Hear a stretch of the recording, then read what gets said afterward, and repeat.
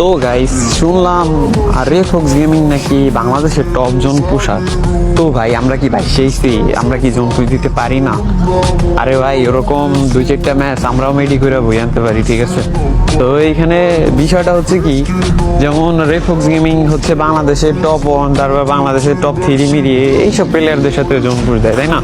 তো একটা জিনিস দেখো, বাংলাদেশ টপ 1 তো ম্যাচের মধ্যে মেলা কিল করে, আর বাংলাদেশ টপ 1 যখন কিলগুলো করে তখন তো বাংলাদেশ টপ 1 এর কাছে অনেকগুলো টোকেন থাকে না? তারপর আরো অনেক প্লেয়ার থাকে, ভালো স্কোর থাকে, ভালো টিমমেট থাকে। তো ওরা তো রেফক্স গেমিং রে মনে করো যে প্রতি ম্যাচে 30-35 হাজার টোকেন দেয়। আর আমরা যদি জোন পুশ দিতে যাই তখন আমাদের টিমমেট গুলো হয় বট, ওরা তো আর টোকেন জমাই দিতে পারে না। ওরা কত দেয়, 10,000 টোকেনই দিক, তা দিয়ে আর কয়টা সুপার মেডি পাওয়া যায়? হাইস্ট হলে 10টা কি 15টা, এর বেশি পাওয়া যায় না, ঠিক আছে?